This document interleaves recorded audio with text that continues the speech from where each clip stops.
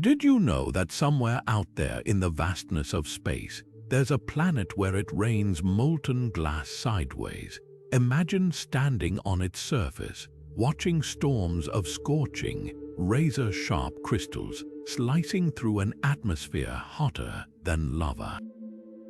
This isn't science fiction. It's HD 189733b, a real exoplanet 630 light-years away, where the weather is more terrifying than anything you've ever seen.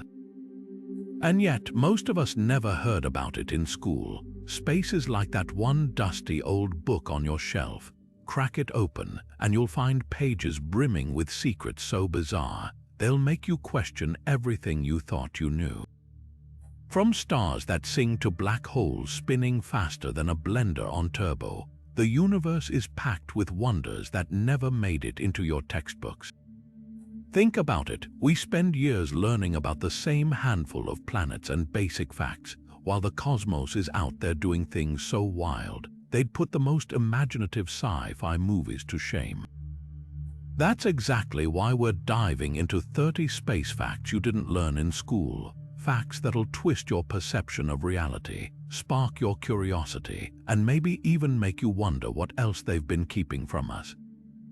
This isn't just a list, it's a backstage pass to the universe's greatest hits, the hidden tracks, the stories too incredible to be part of the standard curriculum. So buckle up. By the time we're done, you'll see the night sky not as a static painting, but as a living, breathing spectacle of chaos, beauty, and jaw-dropping surprises. Ready to have your mind blown? Let's go. Here's something that might make you look at the night sky a little differently. The moon isn't just hanging there, static and unchanging, it's slowly inching away from us. Every single year, our closest celestial neighbor drifts about 3.8 centimeters farther into space. That's roughly the width of 2 pennies lined up side by side. It might not sound like much, but over millions of years, this tiny shift adds up in ways that will fundamentally alter Earth as we know it. So why is this happening? It all comes down to tides, those same ocean swells that surfers and sailors love. As the moon's gravity tugs on Earth's oceans, it creates bulges of water that slightly pull the moon forward in its orbit. This gentle nudge transfers a bit of Earth's rotational energy to the moon, pushing it outward. Think of it like a figure skater extending their arms to slow down, except in this case, Earth is the skater and the moon is gradually spinning away. But here's where it gets even wilder.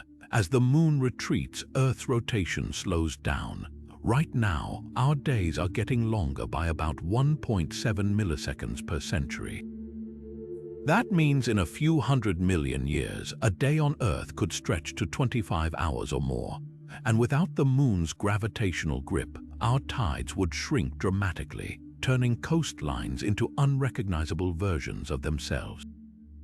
The strangest part, if we could fast forward far enough, the moon would eventually settle into a distant, stable orbit.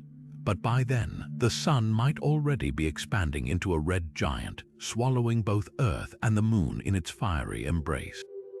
So while we don't need to worry about losing our moon anytime soon, it's a humbling reminder that even the most familiar parts of our cosmos are in a constant, delicate dance of change.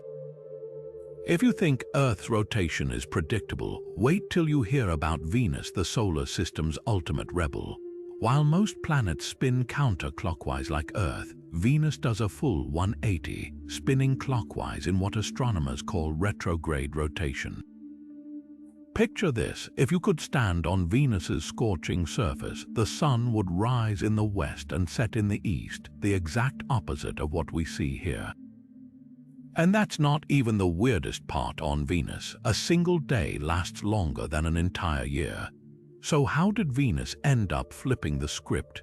The leading theory points to a cataclysmic collision billions of years ago, when a massive object, possibly another planet-sized body, slammed into Venus with such force that it literally knocked the planet's spin into reverse.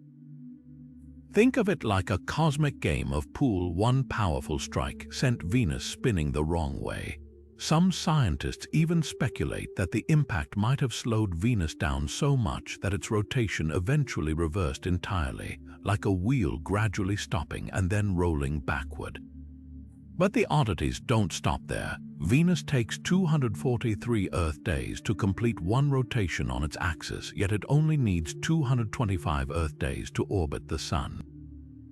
That means if you lived on Venus, which, let's be honest, you wouldn't want to, given its 900-degree Fahrenheit temperatures and sulfuric acid clouds, your calendar would be completely upside down.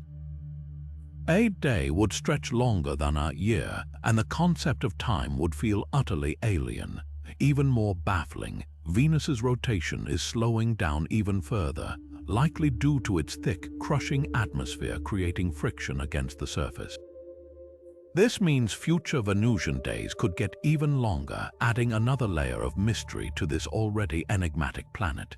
It's a stark reminder that the universe loves breaking its own rules, and Venus is the ultimate proof. Imagine a world where the ground beneath your feet isn't rock or sand, it's diamond. Not just a few sparkling gems buried deep, but an entire planet made of crystallized carbon, gleaming like a cosmic jewel. Meet 55 Cancri E, a super-Earth 40 light-years away that's so dense, scientists believe a third of its mass could be pure diamond. That's right, this isn't some interstellar myth. It's a real planet where the core might literally be a diamond the size of Earth itself. So how does a diamond planet even form? It all starts with the right ingredients. Most planets, like Earth, are built from oxygen, silicon, and iron. But 55 Cancri E orbits a star with unusually high amounts of carbon. In this carbon-heavy system, the planet's interior became packed with carbon atoms under unimaginable pressure.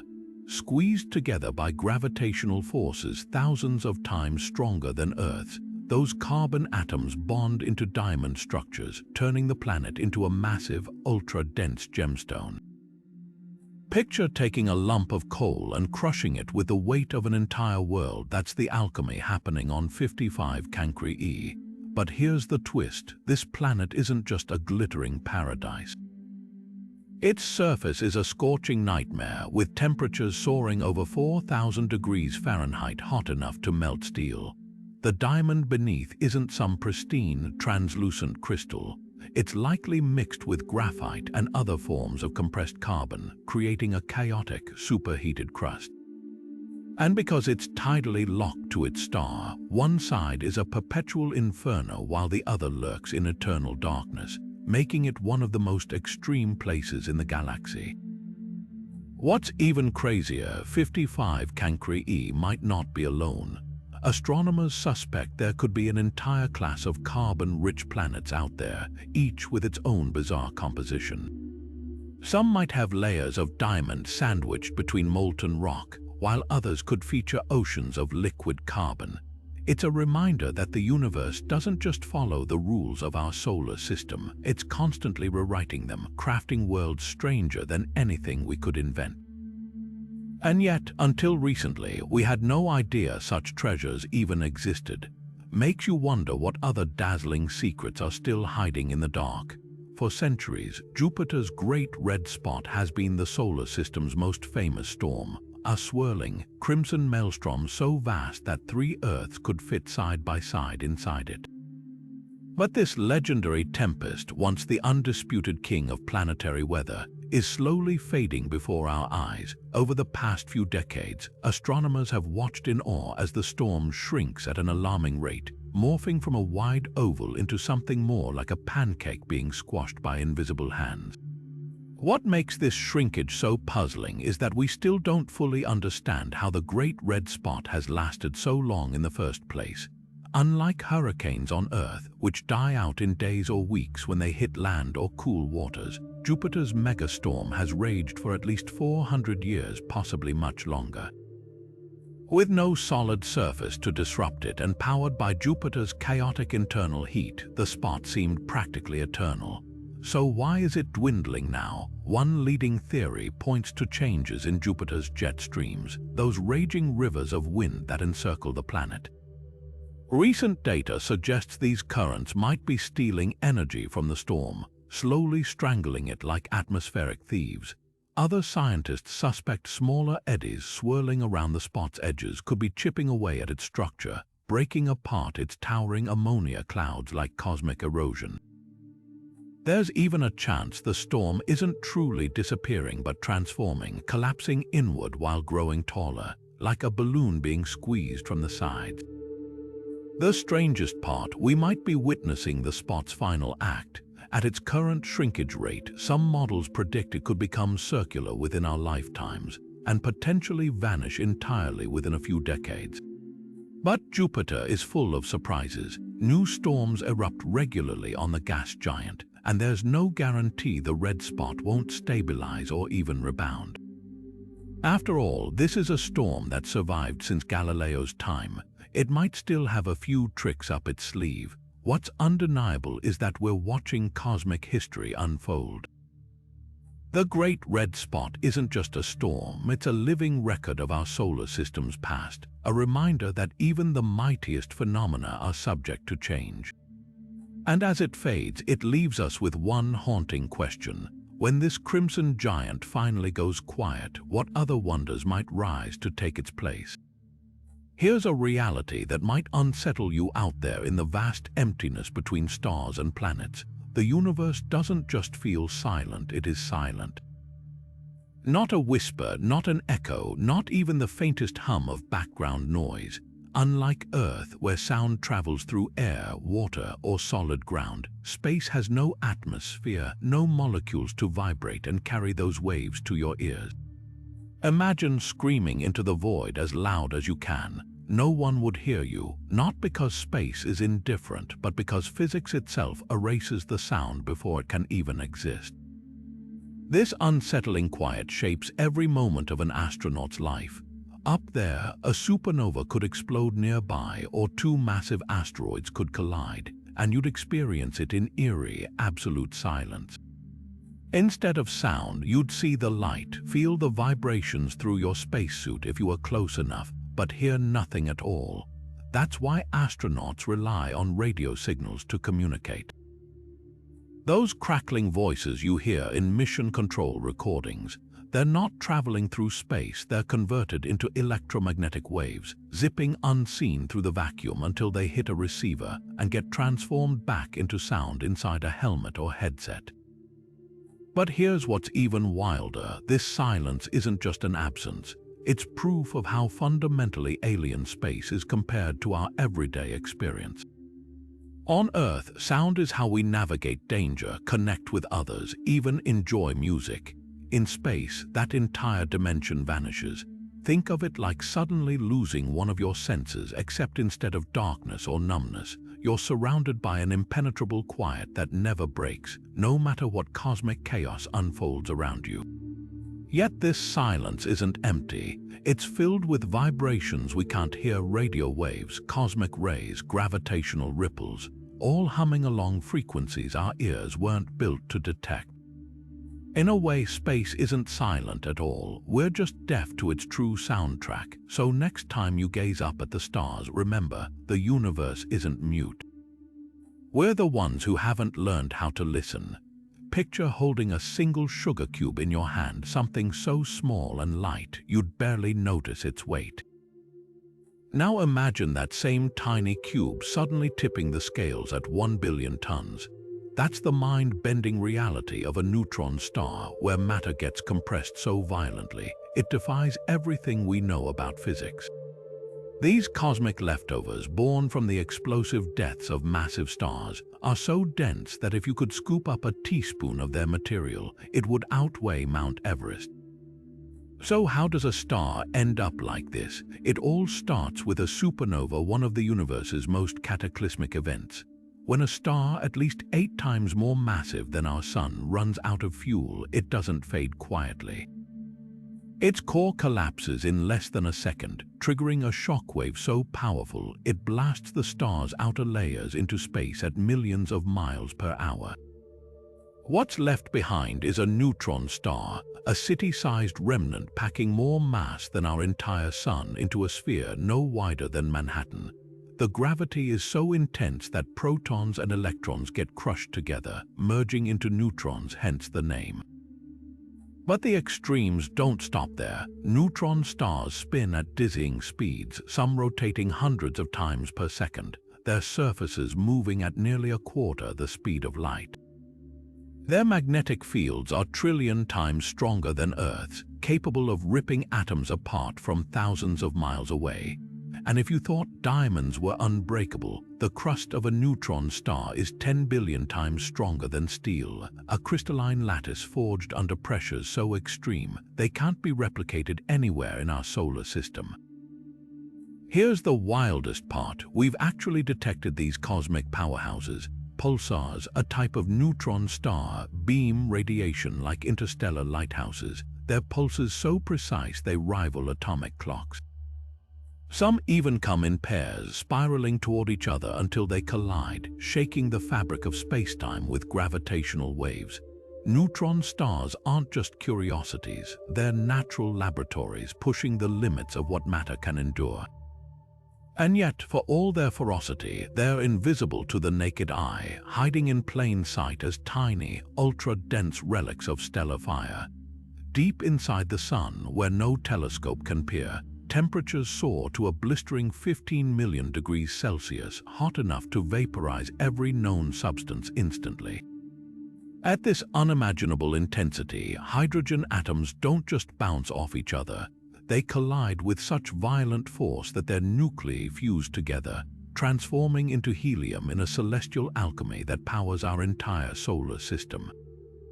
This process, called nuclear fusion, is the Sun's beating heart, and the reason life exists on Earth. But here's what's truly mind-bending. The sunlight warming your face today didn't start its journey yesterday. It's been trapped in an epic 1,000-year odyssey just to escape the Sun's interior. Picture a single photon born in the Sun's core during the height of the Roman Empire. Instead of racing straight to the surface at light speed, it enters a cosmic obstacle course. The Sun's dense plasma acts like a hall of mirrors, with particles so tightly packed that the photon gets absorbed and re-emitted trillions of times, bouncing randomly like a pinball before inching forward. It might take that photon 400,000 years just to reach the Sun's outer layers, where it finally breaks free as visible light. That means when you bask in sunlight, you're literally feeling energy forged before the pyramids were built. The fusion process itself is even more astonishing. Every second, the Sun converts 600 million tons of hydrogen into helium, losing about 4 million tons of mass in the process, vanished into pure energy via Einstein's famous equation E equals mc squared. That's the equivalent of detonating 96 billion megatons of TNT per second. Yet despite this staggering output, the Sun is so massive that it's barely halfway through its hydrogen fuel after 4.6 billion years. What keeps this furnace from exploding? Gravity. The Sun's enormous mass creates crushing pressure that balances the outward push of fusion, maintaining a delicate equilibrium. But this balance won't last forever. In about 5 billion years, the core's hydrogen will dwindle, causing the Sun to swell into a red giant swallowing Mercury, Venus, and possibly Earth. For now, though, that 15 million degree core continues its silent, relentless work, turning mass into light one atomic collision at a time. And every sunbeam that reaches us is a messenger from an ancient, unimaginably violent place, one we'll never see but owe everything to. If you thought your favorite bar had an impressive selection, wait until you hear about Sagittarius B2, a cosmic cocktail lounge floating 26,000 light-years away. This colossal molecular cloud, stretching over 150 light-years across, contains enough ethyl alcohol to fill trillions of pints of beer. We're talking about billions upon billions of liters of vodka-strength booze, swirling in the depths of space alongside other organic molecules like formaldehyde and hydrogen cyanide. It sounds like the setup for a wild interstellar party, But this cloud isn't just a curiosity, it's a stellar nursery, actively brewing new stars. So how does a giant space cloud become a distillery? It all starts with the raw ingredients. Sagittarius B2 is packed with dust and gas, including silicon, carbon, and oxygen atoms. When these atoms collide under the cold, low-pressure conditions of space, they form molecules, and some of those molecules happen to be alcohols like methanol and ethanol. Over millions of years, these compounds accumulate, creating vast reservoirs of organic material. The cloud's alcohol isn't liquid, though. It exists as vapor, spread so thin that you'd never catch a buzz even if you flew through it. But the sheer scale is staggering. If you could bottle all that ethanol, every person on Earth could drink 10,000 gallons a day for 1 billion years and still have leftovers. Here's where it gets even more fascinating. Clouds like Sagittarius B2 aren't just floating bars, they're cradles for star formation. The alcohol and other molecules act as cosmic coolant, radiating heat away as the cloud collapses under gravity. This cooling effect allows dense pockets to form, eventually igniting into newborn stars. Think of it like a cosmic air conditioner, with alcohol molecules whisking away heat to help stars condense from the chaos. But the real kicker, this isn't the only tipsy corner of the galaxy. Astronomers have found alcohol-rich clouds near the center of the Milky Way and even around young protostars. Some clouds contain vinyl alcohol, a key ingredient for forming more complex organic compounds. These discoveries hint that the building blocks of life, or at least a good cocktail, might be sprinkled throughout the universe, waiting to be stirred into something greater. So next time you raise a glass, remember, the universe might just be clinking right back. Mercury might be the last place you'd expect to find ice after all. It's the closest planet to the Sun, where daytime temperatures can roast the surface to 800 degrees Fahrenheit, hot enough to melt lead. But hidden in the planet's polar craters, where sunlight never reaches, lie vast deposits of water ice, trapped in shadows colder than the darkest corners of Pluto. It's a paradox that defies intuition, a world where you could freeze to death and burn alive at the same time, depending on which direction you step.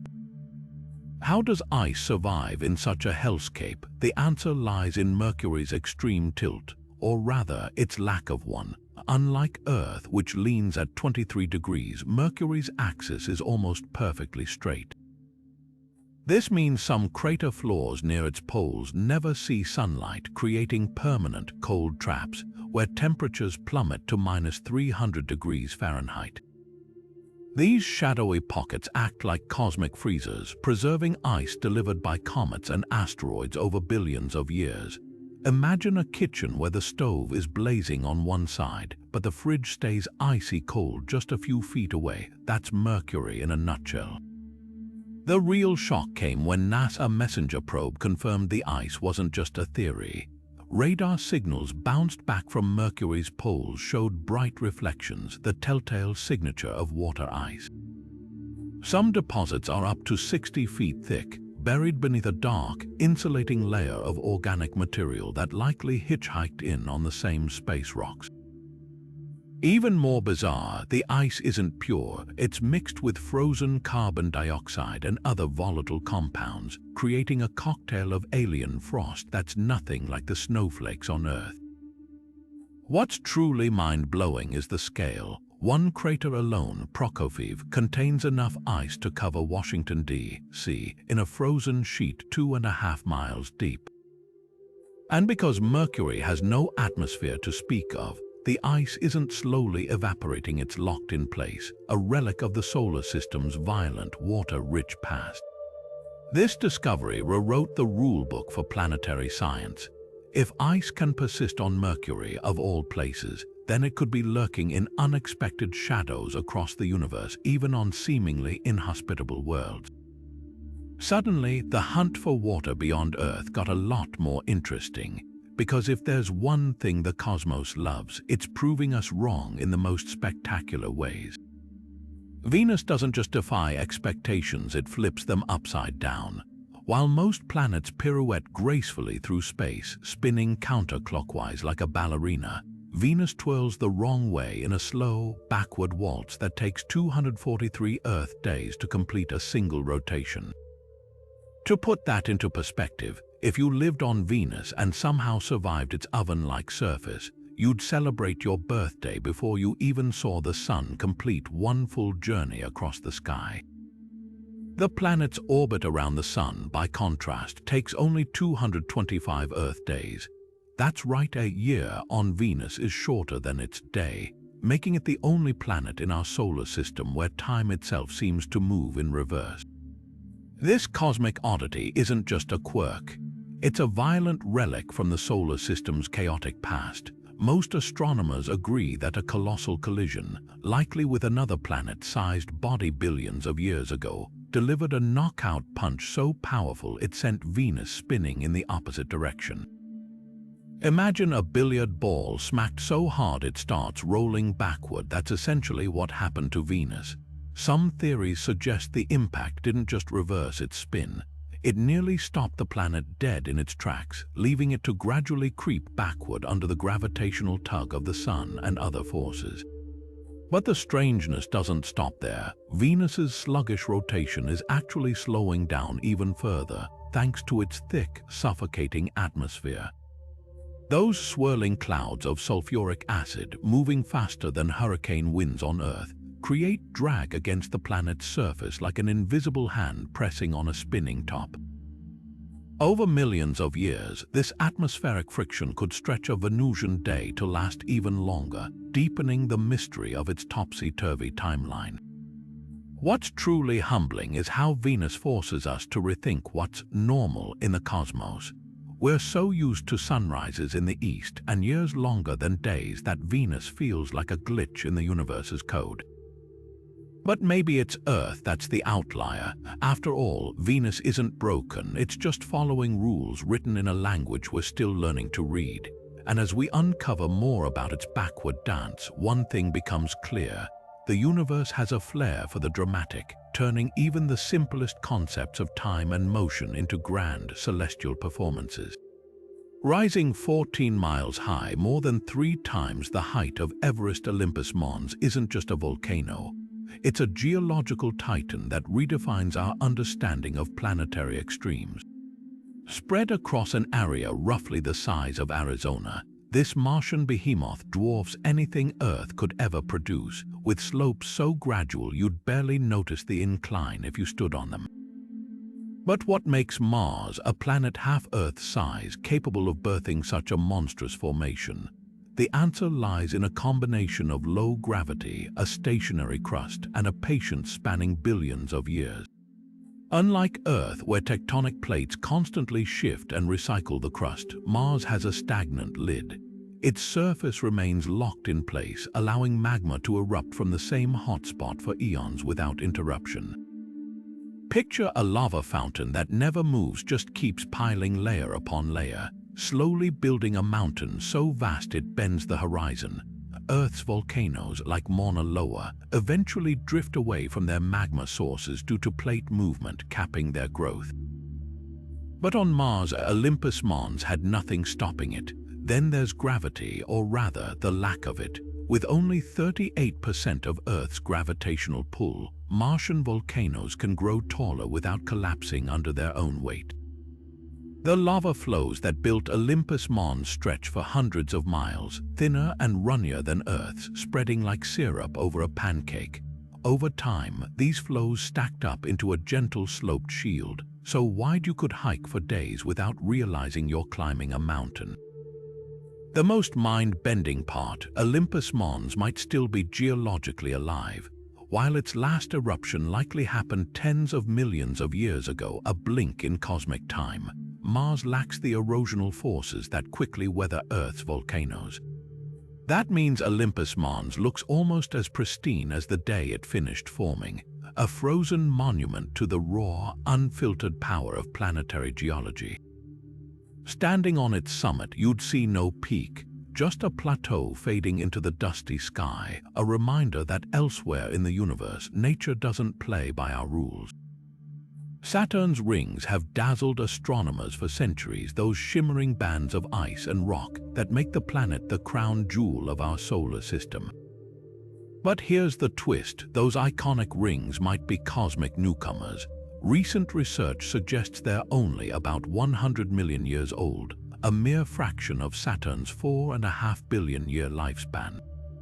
To put that into perspective, when dinosaurs roamed Earth, Saturn's rings were still forming, and they could vanish entirely in another 100 million years, a blink in cosmic time.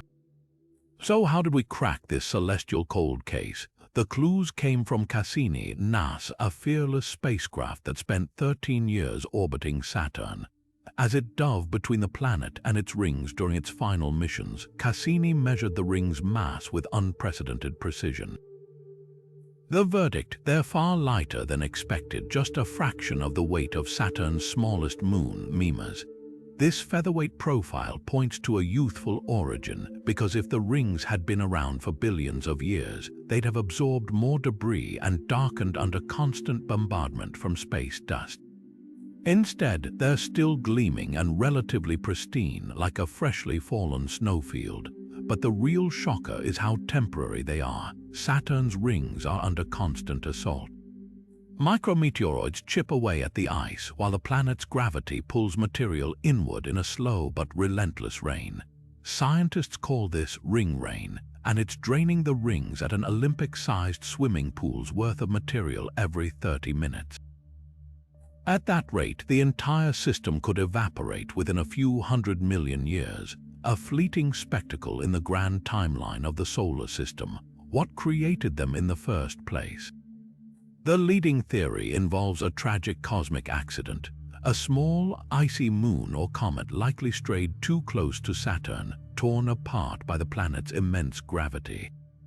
The debris then spread into the stunning disks we see today, a celestial ballet of destruction and beauty. It's a reminder that even the most breathtaking features of our universe are often ephemeral, born from chaos and destined to fade. So while Saturn's rings still sparkle overhead, they're also a countdown clock, a fleeting masterpiece we're lucky enough to witness before the curtain falls. Saturn's North Pole hides a geometric enigma so precise, it looks like something out of a sci-fi movie, a colossal hexagon wider than two Earths, spinning in perfect sync with the planet's rotation. This six-sided storm isn't just a fleeting quirk. It's been raging since at least the 1980s, when Voyager first spotted it, and Cassini later confirmed it wasn't a camera glitch but a real, persistent feature etched into Saturn's atmosphere. The strangest part: no other planet in the solar system has anything like it. So how does a hurricane with mathematically straight edges even form? The leading theory points to Saturn's wild jet streams, rivers of wind screaming at 300 miles per hour, colliding at the pole like cosmic traffic jams. On Earth, jet streams meander in wavy patterns, but Saturn's rapid rotation and lack of solid land might force them into stable, geometric shapes. Think of it like stirring honey. At certain speeds, the fluid naturally organizes into polygons. Laboratory experiments back this up, showing similar hexagons forming in spinning liquids under the right conditions. But the hexagon isn't just a static shape, it's a churning vortex. Inside its razor-sharp edges, winds whip around at hurricane speeds, while a monstrous storm spins at its center. Unlike chaotic storms on Jupiter, Saturn's hexagon maintains its structure for decades, unfazed by the planet's raging weather. Some scientists suspect this stability comes from deep-rooted atmospheric waves, resonating like a musical note held for centuries, the most haunting mystery. We still don't know why it's a hexagon and not, say, a pentagon or octagon. The number of sides might hinge on subtle differences in wind speed or atmospheric depth, variables we can't yet measure from afar. What's clear is that Saturn's North Pole is a laboratory for physics we've barely begun to understand, where the rules of weather rewrite themselves into something alien and beautiful.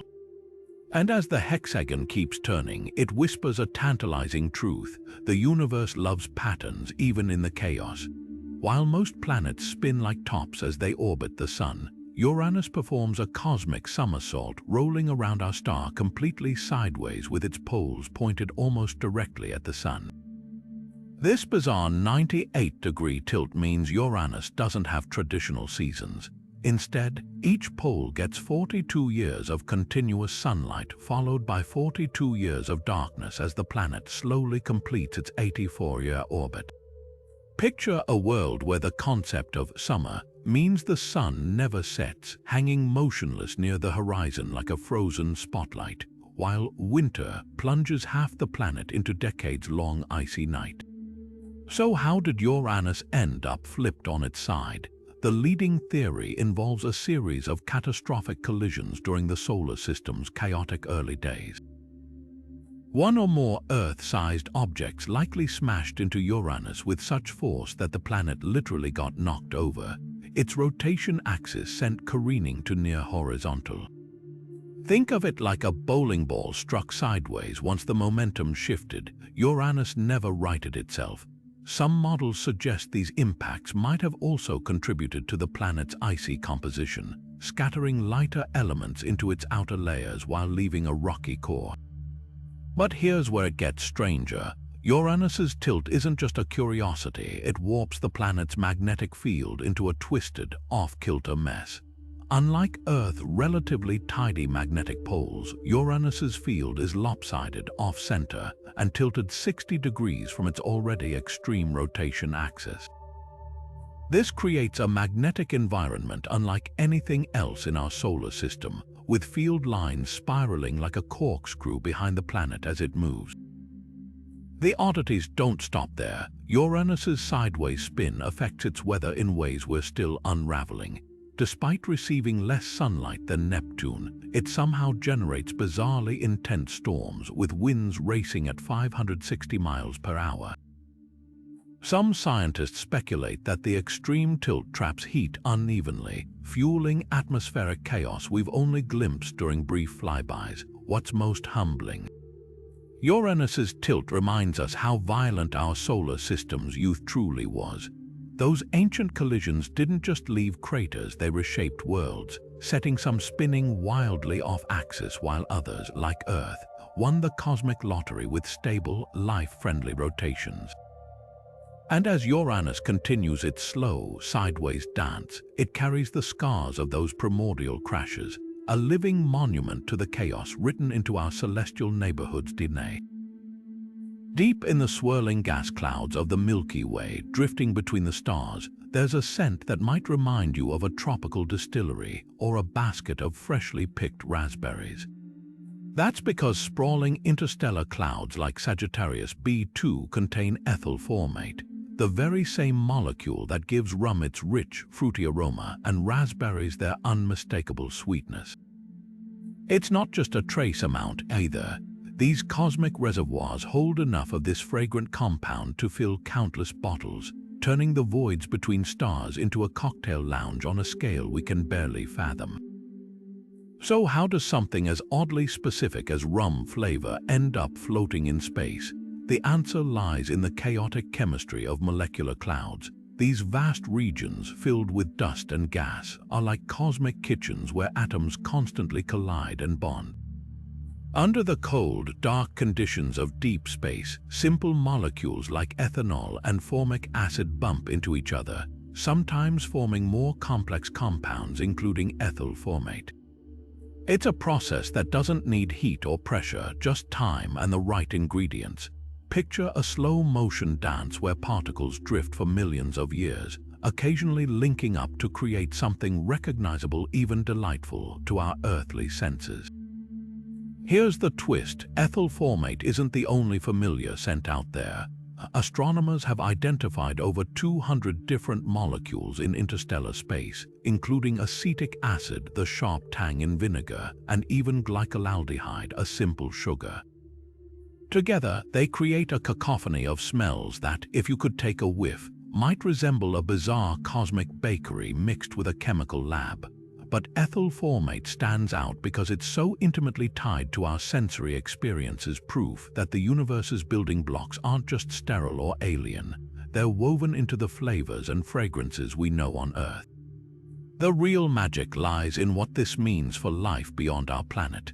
If the ingredients for raspberries and rum can form effortlessly in the void of space, then the raw materials for life's complexity might be more common than we ever imagined.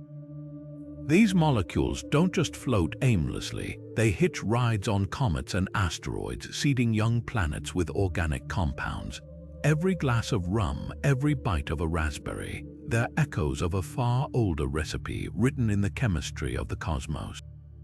So next time you catch a whiff of something sweet and intoxicating, remember, the universe might have been brewing it long before we were here to take notice. To grasp the sheer insanity of a neutron star's density, picture this. If you could scoop up a single teaspoon of material from its surface, that tiny sample would weigh more than all the cars, skyscrapers, and mountains on Earth combined. That's not an exaggeration, it's the brutal reality of physics pushed to extremes. A neutron star crams up to twice the sun's mass into a sphere no wider than a city, collapsing atoms into a sea of neutrons so tightly packed they defy the normal rules of matter. The secret lies in what happens when gravity wins. In most stars, the outward pressure of nuclear fusion balances the inward crush of gravity, keeping the star stable. But when a massive star explodes as a supernova, its core collapses under unimaginable force.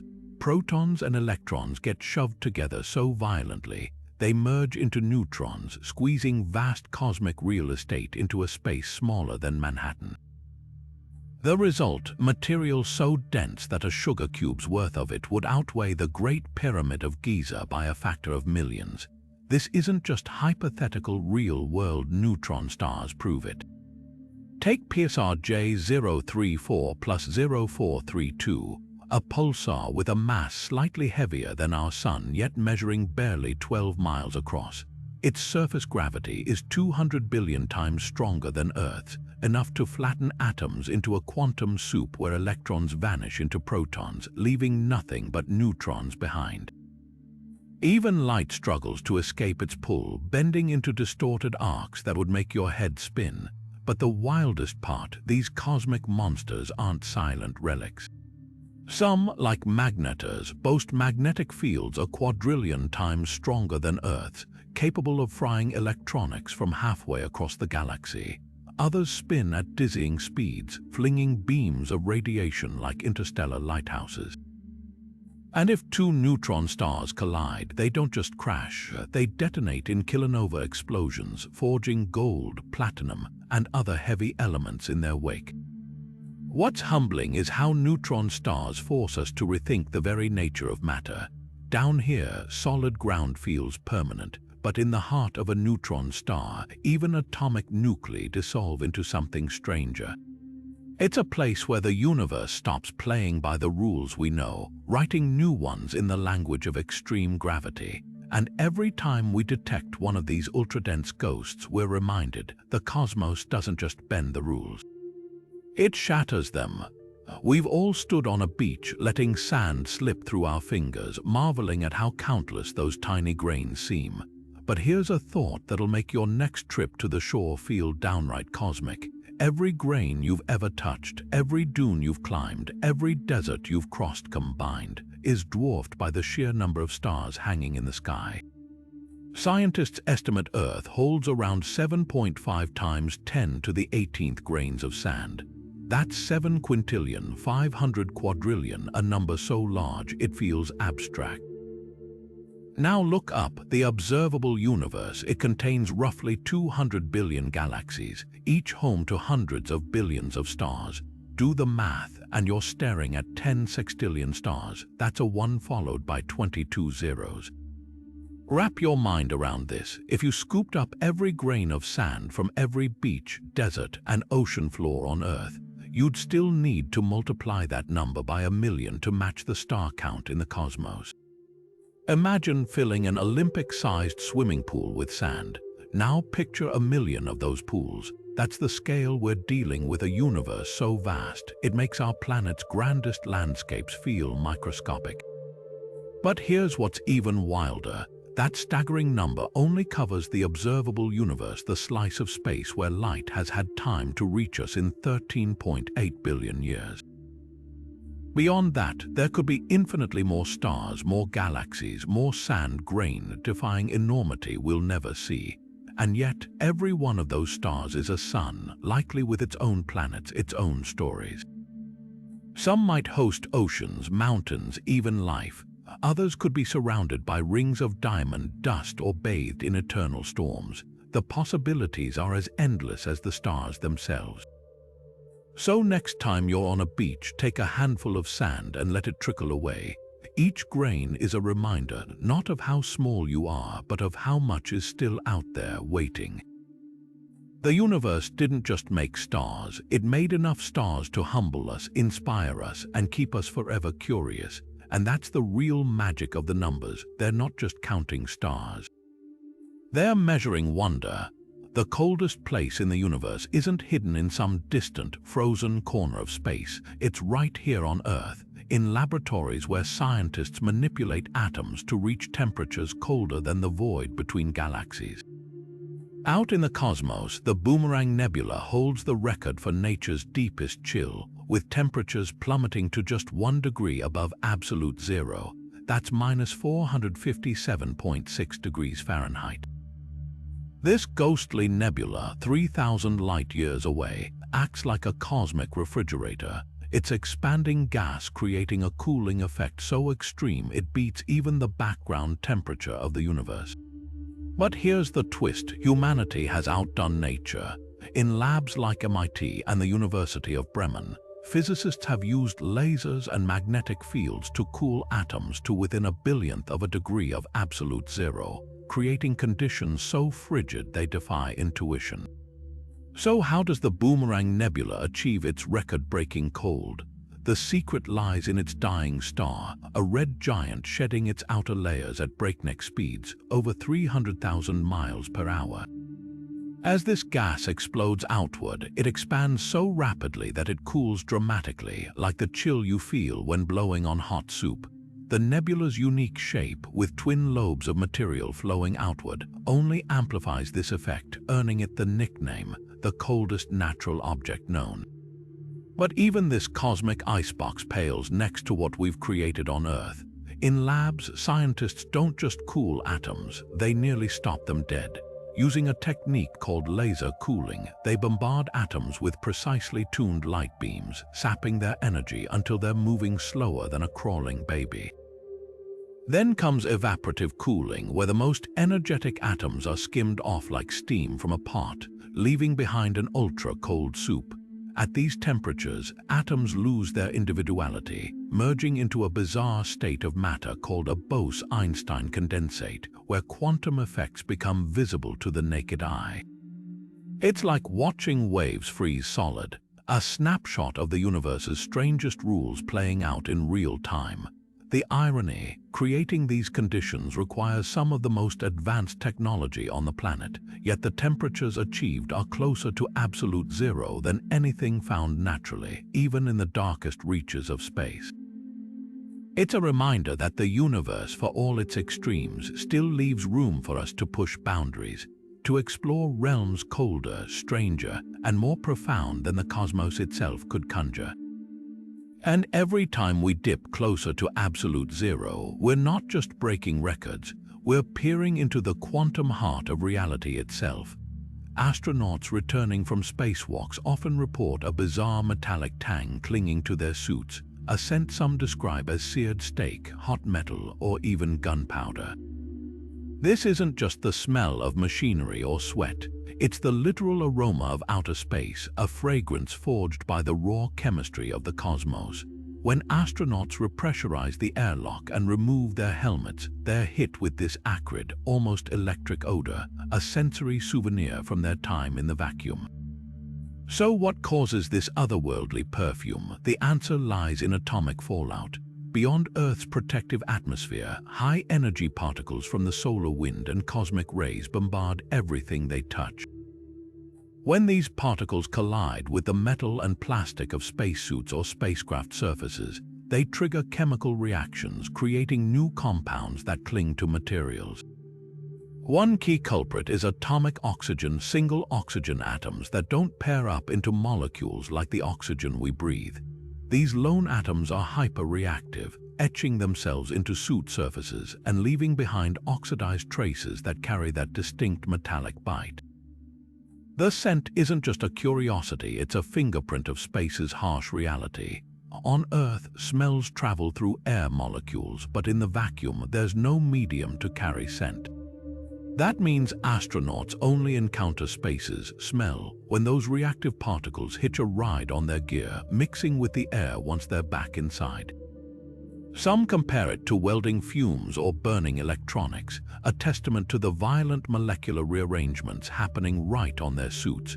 There's a haunting irony here. Space itself has no smell, yet it leaves behind this aggressive, almost industrial odor. It's like shaking hands with the void only to find its grip leaves a residue. Scientists suspect this scent might vary depending on location. Near the moon, it could carry whispers of regolith dust, while deep space travelers might encounter subtler traces of interstellar molecules. What makes this especially surreal is how it defies expectations. We imagine space as cold, silent, and sterile. Yet here's proof that even in the absence of air, the universe imprints itself on us in ways we can taste, touch, and yes, smell.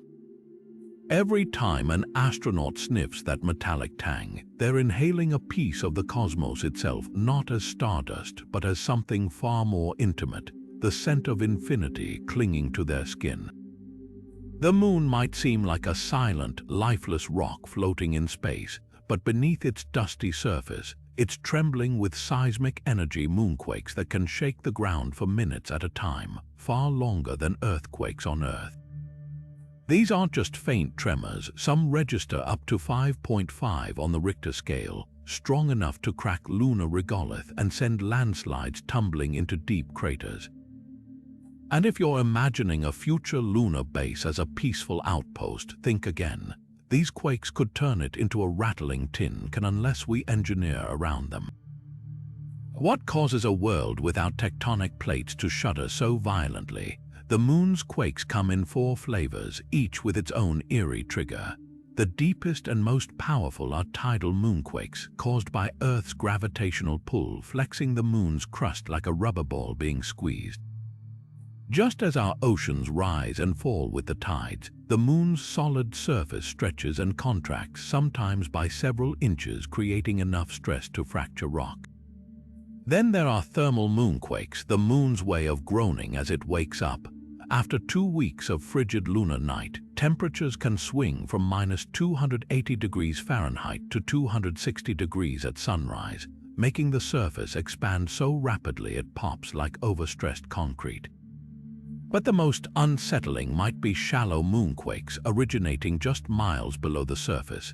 These aren't tied to tides or temperature. They're the result of the moon's interior cooling down over billions of years, shrinking like a raisin and causing its crust to crumple. Apollo astronauts left seismometers that recorded these events, some lasting over 10 minutes as seismic waves bounced endlessly through the moon's dry, rigid structure. Without water or atmosphere to dampen vibrations, moonquakes echo like a struck bell, amplifying their impact. Here's why this matters for lunar colonization. Earth's quakes rarely last more than a minute because our planet's watery crust absorbs energy. But on the moon, a single quake could destabilize habitats, fracture solar panels, or collapse underground lava tubes we might use for shelter. NASA are planning missions to map moonquake zones, avoiding fault lines the way we steer clear of San Andreas. Future bases may need flexible joints or shock-absorbing foundations, engineering borrowed from earthquake-proof skyscrapers but adapted for an alien world. The irony, moonquakes aren't just a threat, they're a roadmap. By studying them, we're peeling back layers of lunar history, uncovering clues about its molten core and the ancient impacts that shaped it. Every tremor is a message from the moon's restless heart, reminding us that even dead worlds have a pulse. And for the astronauts who'll one day call it home, listening to those vibrations could mean the difference between a safe haven and a seismic nightmare. Every second, the sun sheds the weight of 4 million elephants, 4 million tons of mass vanishing into pure energy. That's the colossal cost of keeping our solar system alive, as the sun's core fuses hydrogen into helium with the power of 100 billion nuclear bombs exploding non-stop. But here's the kicker: despite this staggering loss, the sun is still so massive that over its entire 10 billion year lifespan, it will have burned through less than 1/10 of 1% of its total fuel. The math behind this cosmic diet is mind-bending. Einstein's famous equation, E equals mc squared, tells us that even a tiny bit of mass converts into an enormous amount of energy. In the sun's core, where temperatures hit 15 million degrees, hydrogen nuclei collide so violently that they merge, forming helium and releasing leftover mass as energy. Every second, 600 million tons of hydrogen become 596 million tons of helium, with the missing 4 million tons transformed into sunlight. That energy takes 100,000 years to fight its way to the surface, then races toward Earth in just 8 minutes to warm our skin and power life itself. But fusion isn't the only way the sun slims down. Solar wind, a relentless stream of charged particles, blows away another million tons of material every second. These particles, mostly protons and electrons, race outward at 1,000,000 miles per hour, sculpting the heliosphere and occasionally triggering auroras when they hit Earth's magnetic field. Over billions of years, this steady leak adds up, yet it's barely a whisper compared to the sun's total bulk. Here's what's wild: the sun isn't just losing weight, it's shrinking at the atomic level. Every fusion reaction makes the core slightly denser, as 4 lightweight hydrogen nuclei compress into one heavier helium nucleus. This gradual compaction means the sun actually burns hotter and brighter over time, increasing its luminosity by about 10% every billion years. In another billion years, that extra heat could boil Earth's oceans long before the sun becomes a red giant. The real takeaway: stars don't just burn out, they transform. Every photon, every gust of solar wind, is a piece of the sun's body sacrificed to keep the cosmic lights on. And while 4 million tons per second sounds apocalyptic, it's a drop in the bucket for a star that could swallow 1,000,000 Earths without blinking. The sun isn't dying, it's just learning to live lighter. If you think Earth's worst storms are brutal, HD 189733b would make them look like a gentle breeze. This cobalt blue exoplanet, 63 light-years away, is a nightmare of extreme weather, where winds scream at 8,700 kilometers per hour, 7 times the speed of sound, carrying not water, but razor-sharp shards of molten glass. These aren't just scattered droplets. Imagine an entire sky filled with sideways blowing glass needles, superheated to nearly 1,000 degrees Celsius, slicing through the atmosphere at bullet-like speeds. What makes this planet so vicious? Its proximity to its host star is the first clue. Orbiting 13 times closer than Mercury does to our Sun, HD 189733b is tidally locked, meaning one side bakes in perpetual daylight while the other languishes in endless night. This creates temperature differences so extreme they fuel those supersonic winds, rushing from the scorching day side to the slightly cooler night side in a relentless planet-spanning tempest. The cobalt color comes not from oceans, as you might assume, but from silicate particles in its atmosphere, tiny fragments of vaporized rock that scatter blue light, giving the planet its deceptively tranquil hue. But the real horror lies in what those silicate particles become. On the cooler edges of the planet's atmosphere, the vaporized rock condenses into clouds, not fluffy water vapor, but microscopic glass droplets. The winds then whip these droplets into a horizontal frenzy, creating storms where it doesn't just rain glass, it hails sideways. Any hypothetical visitor would be sandblasted into oblivion in seconds, their skin flayed by molten projectiles moving faster than a hypersonic jet. What's truly unsettling is how ordinary this hellscape might be. Scientists suspect many hot Jupiters, gas giants hugging their stars, share similar extremes. HD 189733b is just the first where we've glimpsed the details, thanks to its thick, cloud-free upper atmosphere. It's a reminder that the universe doesn't care about our definitions of habitability. While we search for Earth-like worlds, planets like this one are out there rewriting the rules of weather into something far more alien and far more terrifying. Right now, the Andromeda Galaxy is hurtling toward us at 250,000 miles per hour, a cosmic bullet with our name written on it. But don't start drafting your doomsday survival plan just yet. This galactic collision won't happen for another 4 billion years, long after the Sun has boiled Earth's oceans away. When Andromeda finally crashes into the Milky Way, it won't be the violent explosion you might imagine. Instead, think of it as the universe's slowest, most graceful dance, a merger that will reshape our galaxy into something entirely new. Here's the twist: space is so vast that even when galaxies collide, stars rarely smash into each other. The average distance between stars is about 5 light-years, plenty of room for them to slip past like ships in the night. What will get tangled is the cosmic spiderweb of gas and dust, triggering a frenzy of new star formation as these clouds compress and ignite. Imagine fireworks erupting in every corner of the sky for millions of years, painting the heavens with newborn stars. And at the heart of it all, the supermassive black holes from both galaxies will spiral toward each other, eventually merging into a single, monstrous gravity well. But how do we know this is happening? The evidence comes from decades of painstaking measurements. Using the Hubble Space Telescope, astronomers tracked Andromeda's movement with unprecedented precision, confirming it's not just drifting, it's aimed directly at us. The two galaxies are already close enough to tug at each other gravitationally, their mutual pull warping the outer edges of their spiral arms. In fact, Andromeda is so massive that its gravity has already started to distort the Milky Way, bending the orbits of stars at our galactic fringes. The most mind-bending part: this merger isn't unique. Galaxies collide all the time across the universe. It's how they grow. Our own Milky Way has cannibalized smaller galaxies in the past, and Andromeda shows scars of similar feasts.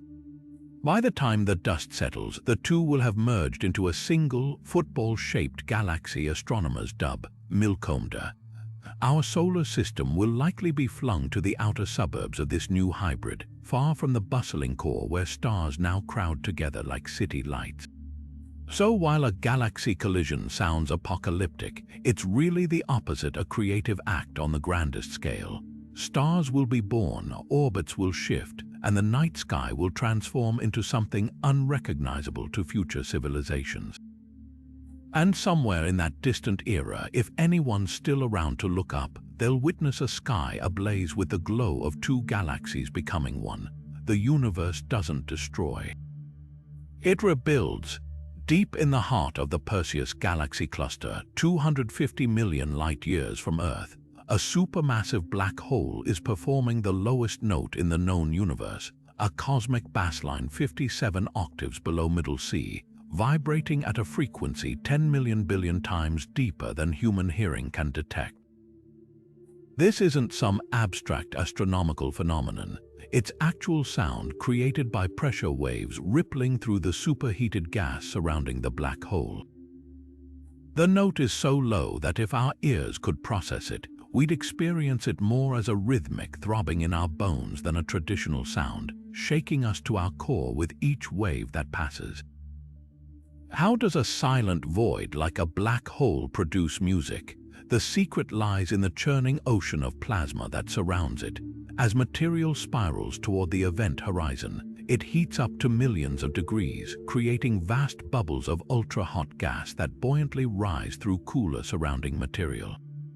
These bubbles generate pressure waves, cosmic ripples that propagate through the thin, scorching atmosphere of intergalactic space.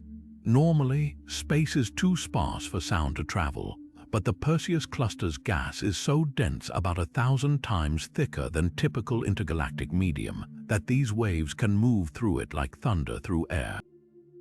Astronomers discovered this eerie symphony not by listening but by seeing. NASA Chandra X-ray Observatory observed concentric ripples in the cluster's gas, the visual fingerprints of sound waves spreading outward from the black hole's eruptions. When scientists translated these ripples into audible frequencies, scaling them up by quadrillions of times to reach human hearing range, they revealed a B-flat more than 57 octaves too deep for any piano. To put that in perspective, if middle C is the jingle of a bicycle bell, this note is the groan of a continent-sized cello with strings made of space-time itself. The implications are staggering. This black hole's song isn't just a curiosity, it's a cosmic thermostat. Those pressure waves push surrounding gas outward, preventing it from cooling and collapsing to form new stars. In essence, the black hole's hum regulates the growth of its entire galaxy, like a conductor ensuring no single instrument drowns out the orchestra. Other supermassive black holes likely sing similar dirges, their voices too deep for our instruments to catch without help. What's haunting is how this changes our perception of space. We think of the universe as silent, but that's only because we're deaf to its true soundtrack.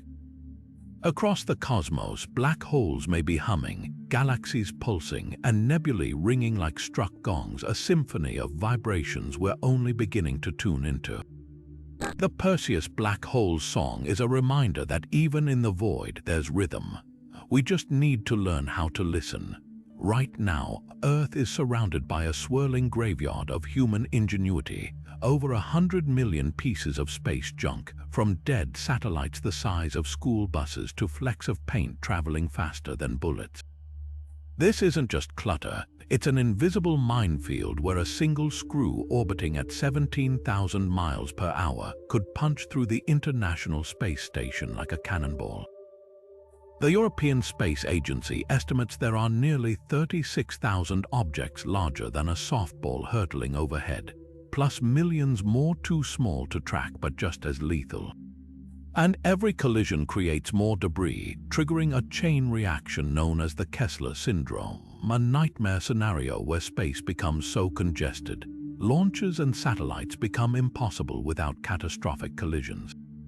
The irony, some of the most dangerous debris comes from humanity's brightest moments. A discarded rocket booster from a 1960 launch still circles Earth today, while fragments of China's 2007 anti-satellite missile test now pepper orbit like shrapnel. Even routine operations leave trash behind: explosive bolts, lens caps, even a lost glove from a Gemini mission in 1965. The real trouble starts when these objects collide.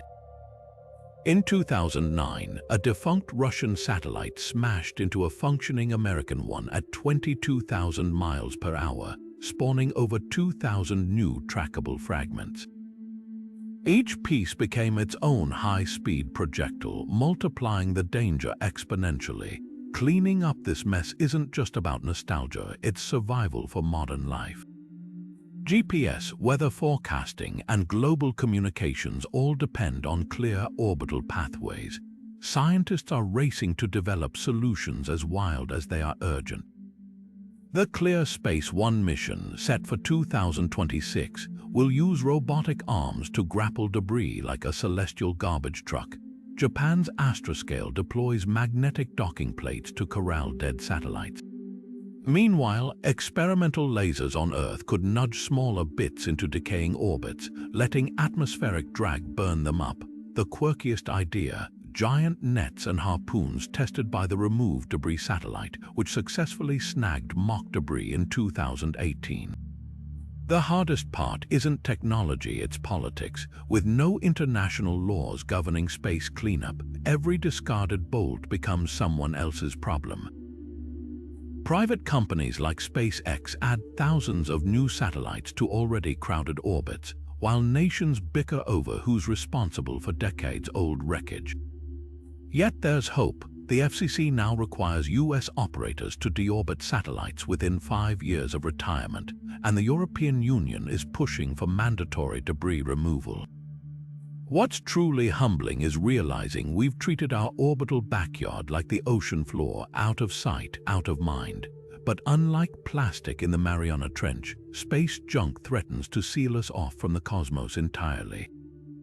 The solution will demand more than engineering. It'll require a radical shift in how we view space, not as an infinite dumping ground, but as a shared frontier we're all responsible for keeping clear. Because if we don't, the final frontier might close before we ever truly reach it. What we see when we gaze at the stars, the glittering galaxies, nebulae, and planets, is barely a fraction of reality. In truth, the universe is like an iceberg, with the visible cosmos representing only 5% of its total substance. The rest, a shadowy realm of dark matter and dark energy, invisible forces shaping the cosmos in ways we're only beginning to grasp. Let's start with dark matter, the universe's hidden scaffolding. Though it emits no light and can't be seen through telescopes, its presence is undeniable. Galaxies spin so fast that their stars should fling into the void like children on a merry-go-round pushed to its limits. The fact that they don't mean something unseen, something massive, holds them together with gravitational glue. That something is dark matter, an enigmatic substance outweighing ordinary matter 5 to 1. Picture a crowded room where 95% of the guests are wearing cloaks of invisibility. You can't see them, but you feel their presence in every handshake, every slight nudge altering the visible movement around them. But dark matter isn't the only phantom haunting the cosmos. Dark energy is far stranger, an anti-gravitational force accelerating the universe's expansion. In the late 1990s, astronomers studying distant supernova made a chilling discovery. Instead of slowing down as expected after the Big Bang, the universe was blowing apart faster than ever. This cosmic acceleration suggested that empty space itself isn't empty, it's seething with an unseen energy that grows stronger as the universe stretches. Dark energy isn't just invisible, it behaves unlike anything in our known physics, accounting for roughly 70% of the universe's total energy budget. Here's the kicker, we have no idea what either of them actually are. Dark matter could be made of undiscovered particles, trillions of which might be streaming through your body this second without a trace. Or it might be primordial black holes, relics from the Big Bang lurking unseen in the cosmic dark.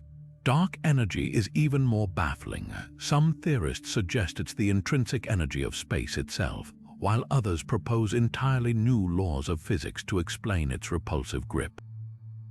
The irony, these invisible titans dictate the fate of everything we can see. Dark matter's gravity sculpts galaxies into their vast, spinning disks, while dark energy pushes them apart on an unstoppable trajectory. Without them, the universe as we know it wouldn't exist, yet they remain just beyond our reach, detectable only by the ripples they leave in the visible world. What's humbling is that after centuries of stargazing, we've barely scratched the surface. The cosmos isn't just stranger than we imagined, it's stranger than we can imagine, with 95% of its story still written in ink we can't read. Every telescope, every probe, every equation brings us closer to deciphering that hidden text. But for now, the universe keeps its deepest secrets veiled in darkness, waiting for the right light to reveal them. Picture the universe as a bustling city, galaxies packed like skyscrapers, clusters thrumming like crowded neighborhoods. Now imagine stumbling into a district so empty you could walk for miles without seeing a single soul. That's the Boötes Void, a cosmic ghost town so vast it defies everything we know about how the universe should look. Stretching 330 million light-years across, roughly 700 times the width of our Milky Way. This spherical abyss is so eerily deserted that astronomers call it the Great Nothing. Yet its emptiness isn't just a curiosity, it's a puzzle that shakes the foundations of cosmology. When astronomers first mapped this void in the 1980s, they expected to find at least 10,000 galaxies based on the average density of the universe. Instead, they counted fewer than 60, a handful of isolated islands floating in an ocean of darkness. To grasp the scale of this emptiness, imagine pouring a bucket of sand onto a football field and finding just 3 or 4 grains scattered in the center. That's the Boötes void, a place where the universe forgot to put galaxies. So how does a void this colossal even exist? One leading theory involves cosmic inflation, the rapid expansion of the universe moments after the Big Bang. Tiny quantum fluctuations during this period could have stretched into massive underdense regions, leaving behind bubbles of near-nothingness. Another idea suggests the void isn't truly empty, but filled with dark matter so diffuse it's invisible to our telescopes, its gravitational pull gently herding galaxies away like an unseen hand. But the real mystery lies in what the void means for our cosmic maps. According to the cosmological principle, a bedrock of modern astronomy, the universe should look roughly the same in all directions when viewed at large scales. The Boötes void spits in the face of that idea, presenting a glaring anomaly that forces us to question whether we've misunderstood the universe's architecture. Some theorists even speculate it could be evidence of a collision with another universe, a scar left by something beyond our cosmic horizon. What's haunting is that the void isn't alone. Smaller mini-voids dot the cosmos, but none rival the great nothing scale. Its very existence whispers a humbling truth. For all our formulas and telescopes, the universe still holds regions so strange they feel less like natural phenomena and more like cosmic pranks. And as we peer deeper into the darkness, one question lingers. Are we seeing a flaw in our models or a doorway to something far grander we've yet to imagine? Standing on Mars at dusk, you wouldn't see the fiery oranges and reds of an earthly sunset. Instead, the sky would glow with an eerie, ethereal blue. This otherworldly spectacle isn't just a quirk of the Martian landscape. It's a masterclass in atmospheric physics, where the very dust that chokes the planet's air transforms sunlight into something unexpectedly beautiful. The secret lies in the way Martian dust scatters light. On Earth, our sunsets turn red because of Rayleigh scattering, the same phenomenon that makes our daytime sky blue. Earth's atmosphere is filled with tiny nitrogen and oxygen molecules that scatter shorter blue wavelengths of sunlight in all directions, painting the sky overhead. But at sunrise and sunset, when sunlight travels through more of the atmosphere, only the longer red and orange wavelengths make it directly to our eyes. Mars flips this script. Its atmosphere is 100 times thinner than Earth's, but it's crammed with fine iron-rich dust particles much larger than the molecules in our air. These particles scatter red light outward, letting cooler blue wavelengths dominate the sunset's palette. Imagine shining a flashlight through a cloud of cocoa powder. What emerges isn't warm and golden, but diffused and cool-toned. That's exactly what happens when sunlight filters through Mars's rusty haze. NASA rovers have captured this phenomenon in stunning detail. Time lapses from Curiosity and Perseverance show the sun shrinking into a crisp, pale disk as it nears the horizon, surrounded by a twilight glow that fades from pinkish gray near the zenith to a soft, luminous blue at the edges. The effect is most pronounced after dust storms, when the atmosphere is especially thick with particles.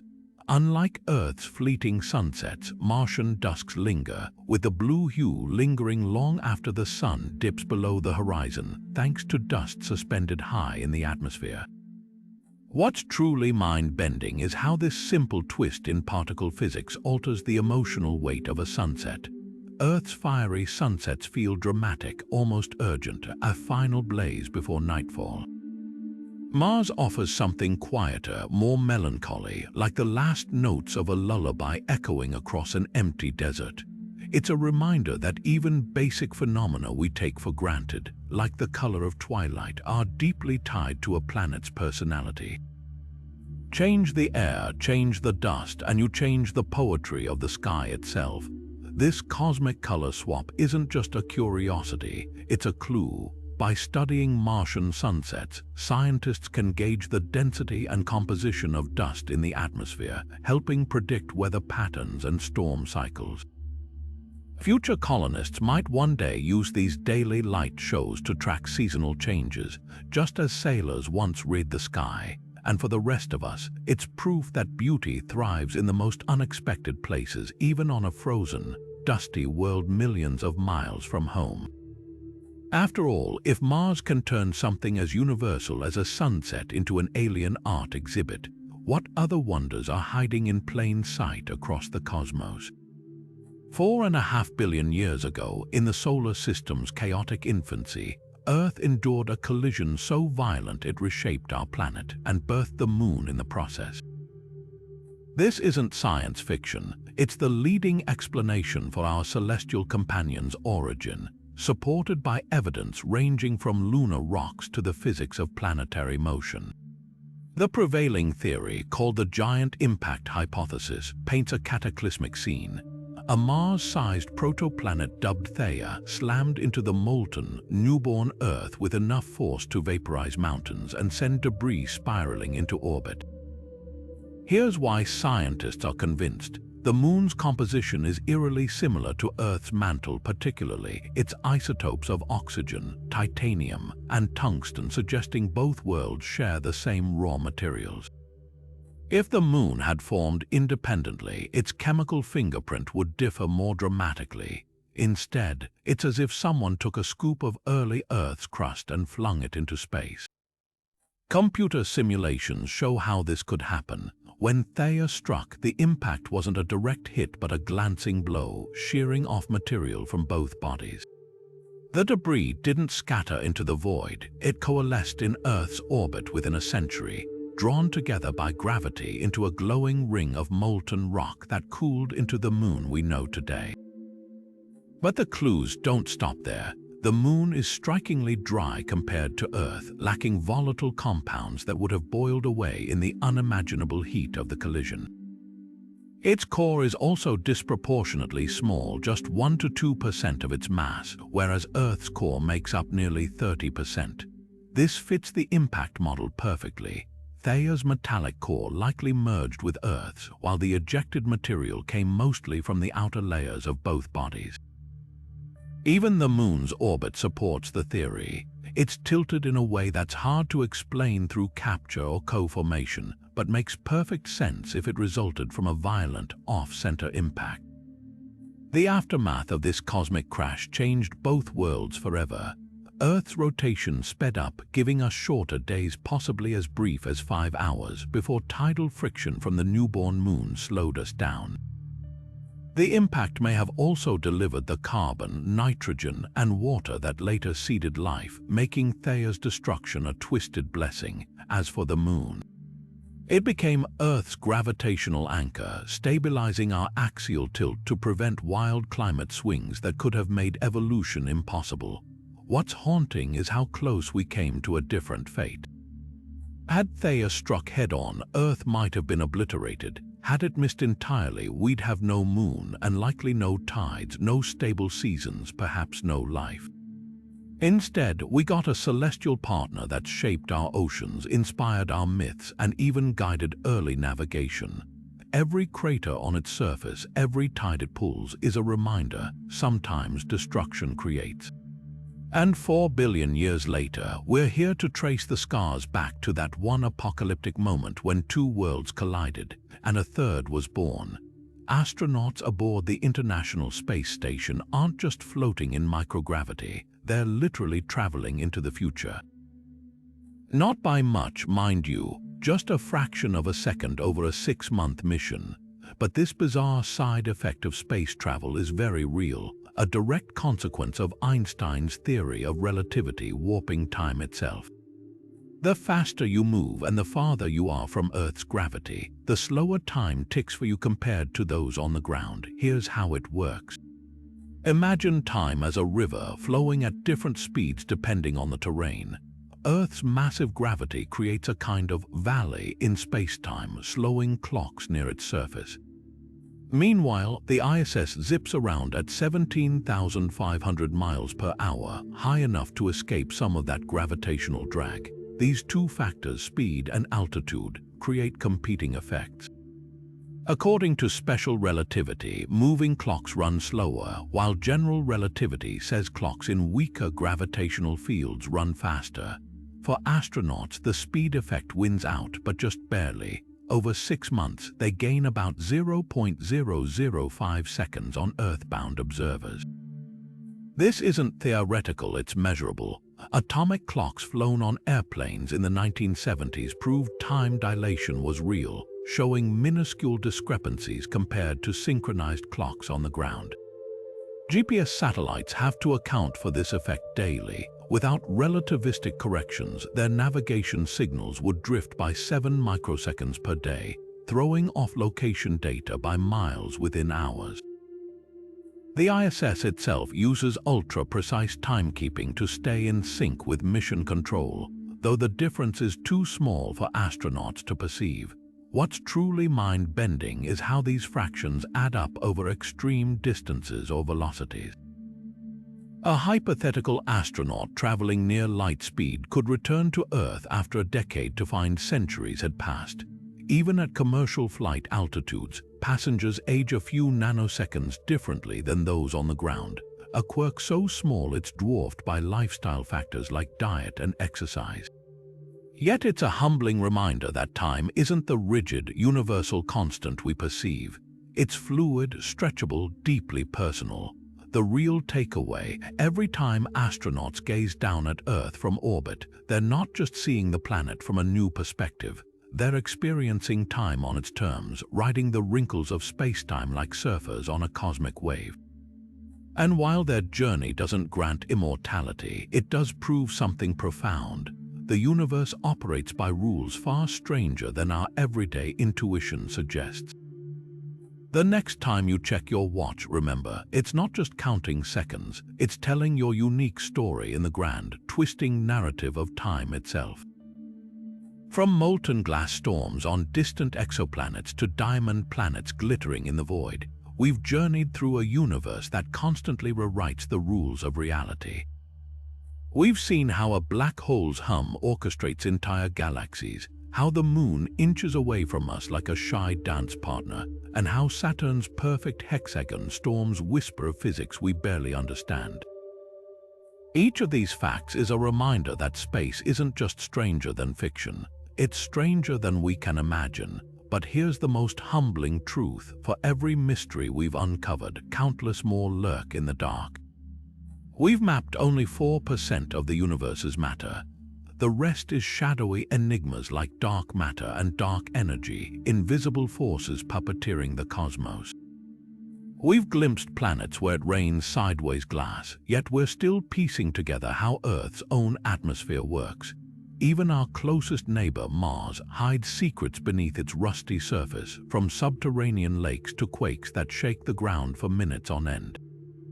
The more we learn, the clearer it becomes. The universe isn't just vast, it's alive with questions waiting to be asked. That's the real magic of space. It doesn't just defy expectations, it obliterates them. Who could have guessed that a teaspoon of neutron star weighs 1 billion tons, or that Venus spins backward while Uranus rolls like a cosmic bowling ball? These aren't just trivia, they're invitations to stay curious, to keep looking up and wondering what else is out there. Because every time we point a telescope skyward, we're not just exploring space. We're rediscovering our place in it. So what's your favorite cosmic mind bender? Was it the great red spot's slow fade, the eerie silence of space, or the fact that sunlight touching your skin today was born when woolly mammoths still roamed? Drop it in the comments. I'd love to geek out with you. And if you're hungry for more universe-sized wonders, hit subscribe. The cosmos isn't done surprising us yet, and neither are we. Until next time, keep looking up, stay dazzled, and remember, the wildest facts aren't in textbooks, they're written in the stars.